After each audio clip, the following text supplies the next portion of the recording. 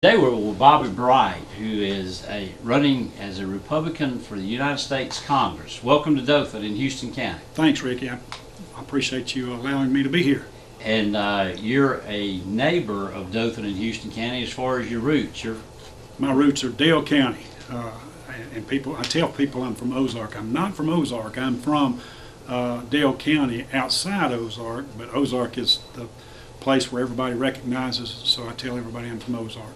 You went on to serve as mayor of Montgomery, and Right. you also were mayor during some turbulent times that you helped get situations calmed down when you were in Montgomery. Yeah, we did. We had, the demographics of Montgomery is pretty much racially are 50-50.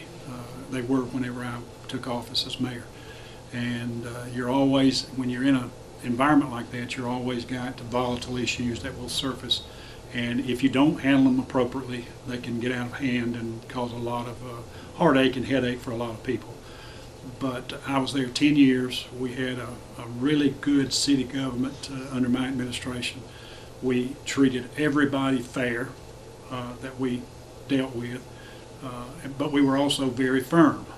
We let people know that we were in charge, that we knew what we were doing, and that we were not going to tolerate corruption of any kind, and we were not going to tolerate immoral activity of any kind.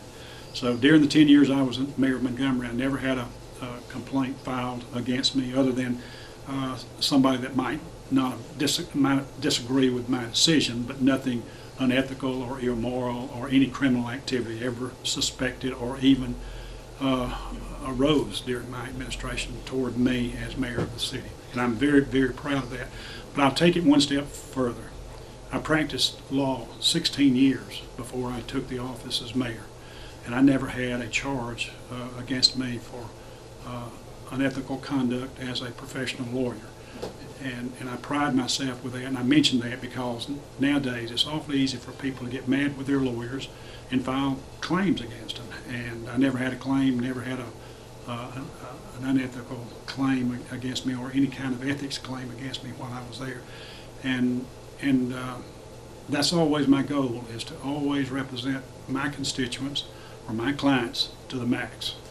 What made you decide to get back into the race and run for Congress? Alabama, and District 2 specifically, needs a strong, honest, experienced leader in Washington to represent their interest. Not to go to Washington to be popular, not to go to Washington to be on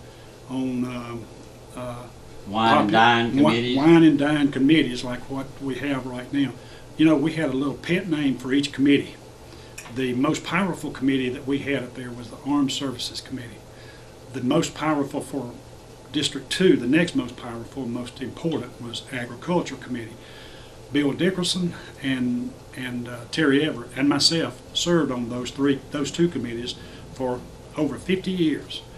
When my successor went up there after the first term, she got off of those two key committees, powerful committees, and got on the Appropriations Committee. Now, our pet name for the Appropriations Committee was Wine and Dine Committee, because if you want to be popular in Washington, if you want to get invited to all the parties and the receptions in Washington, you get on the Wine and Dine Committee or the Appropriations Committee. That's what she did. That's where she is. And if you want to be popular, you don't stay on the committees that connect you to your committee, to your constituents. You get on the committee that people in Washington want to have some influence on, and that's what's happened. And we're bare right now. We have no one at the table when it comes to taking care of our military bases and our veterans, and we have no one at the table on those committees to take care of the needs of our farmers and our agriculture industry. Farming is not just row cropping, it's also forestry. So and people don't know this, but Alabama, the largest employer in Alabama is agriculture, farming. And so we need somebody at the table when those topics come up, when money's coming to those industries come up. We need somebody there to discuss and help come up with missions and projects that will keep those areas strong for our district. So, let me get this straight. One of our most popular and mayors was Mike Smith's.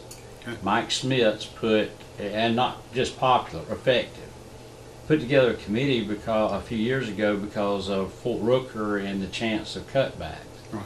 Now our congressman's not on the committee to help save Fort Rooker? No, absolutely. That's shocking. I didn't even realize it's that. shocking to me, and that's why I'm back on board to take back this job, because I sat back. I did not. I was watching very closely. I wanted her to be successful. I wanted her to properly and powerfully represent our district in Washington. But when I saw her kind of disconnect with the people and the issues that we need most down here, I realized then that something was wrong. And then she attacked our president, the choice of the Republican Party, the choice of Alabama, quite frankly. Donald Trump, the president, is very popular. He's about a 85 to 90% favorability rating in Alabama. And so for her to step out and put her desires over the people of Alabama was a little bit too much, and that was the straw that broke the camel's back as far as the people here in Alabama are concerned. They saw that. They knew that she had gotten off the two key committees. They realized that she had not visited the communities like we had when we were there, and they said, well, you know what, we need a change, and this year is going to be the change, and I'm giving them the opportunity to make that change. In summary, what do you want people to know? That I truly want and would be honored to be selected as their U.S. Congressman for District 2 again, and give me an opportunity to continue what we started almost 10 years ago. And you will not ever regret it. You will be proud of what we can have in District 2. I will work hard. I'm pro-life. I'm pro-Second Amendment. I'm pro-family. I am very strong national defense. And I'm very, very pro-America first. And that's what President Trump is. And when he said, when he was inaugurated, when he won the 91, he came out and said, it's time we put America first. When he said that, he hooked me. Because 10 years ago, when I became a congressman from this district, I said at my acceptance moment that America first was what I wanted to do, and that it was time for us to do that. I said it 10 years ago, Trump said it 10 years later, and that kind of melted us together, and if he'll do what he promised, I'll sure be there to help him every step of the way.